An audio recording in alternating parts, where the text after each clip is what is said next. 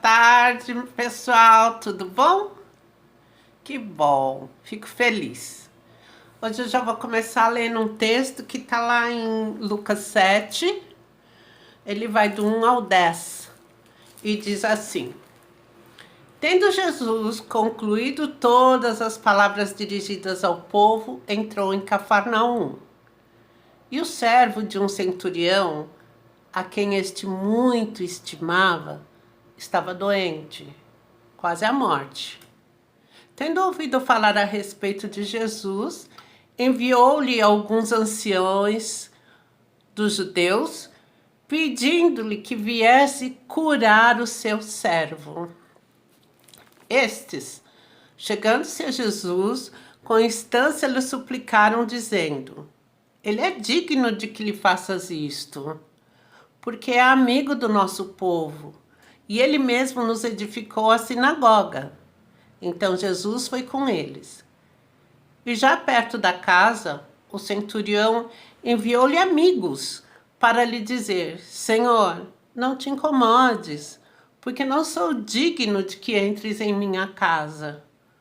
Por isso, eu mesmo não me julguei digno de ir ter contigo. Porém, manda com uma palavra e o meu rapaz será curado.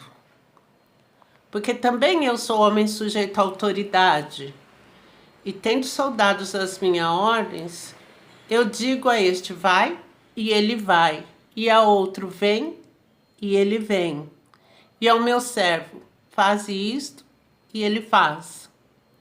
Ouvidas estas palavras, admirou-se Jesus dele, e voltando-se para o povo que o acompanhava, disse: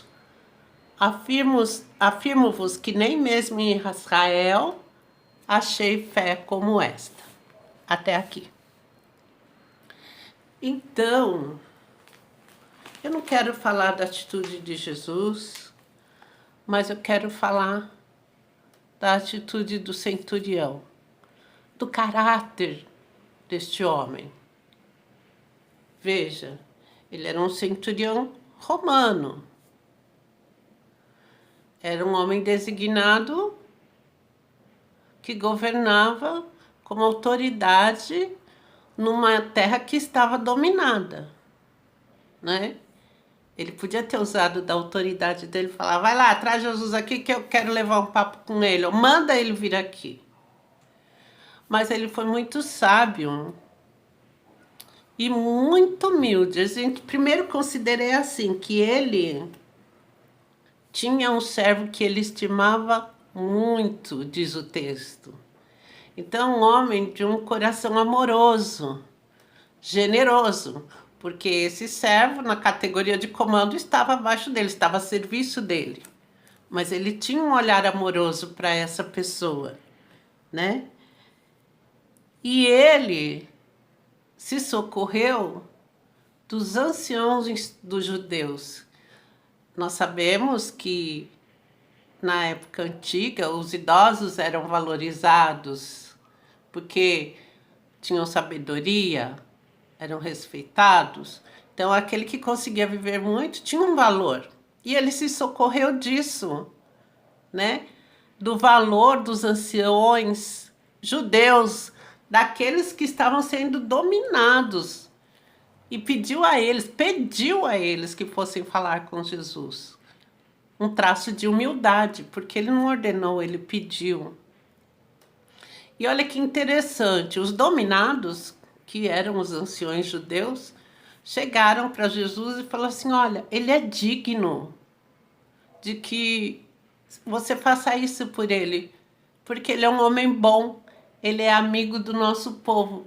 Ele não age como um dominante, algoz dominante, não. Ele mesmo edificou a sinagoga para nós, respeitou os nossos valores. Então, quando a gente está numa situação de comando, nós temos que ter um coração sensível às necessidades do comandado, ter um olhar amoroso para com o outro, né? E aí, Jesus falou assim: vou lá, né? Esse cara aí deve ser muito legal. Não foi por isso que Jesus foi porque ele era bom, né? Mas, antes de chegar na casa do centurião, vieram amigos dele com o recado dele: olha, eu não sou digno de que você entre na minha casa.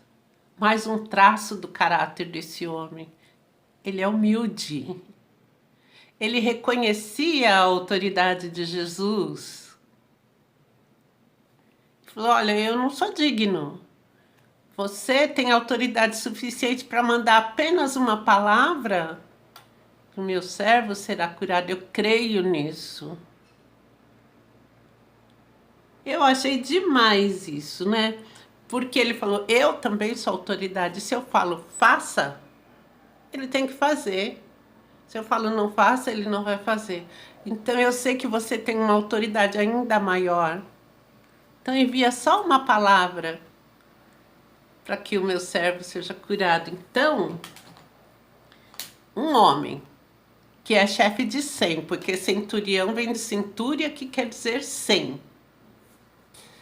Um homem que é chefe de 100, mas que tem um coração amoroso, que é piedoso, que é humilde, que sabe compartilhar, sabe respeitar os seus servos e se fazer respeitar.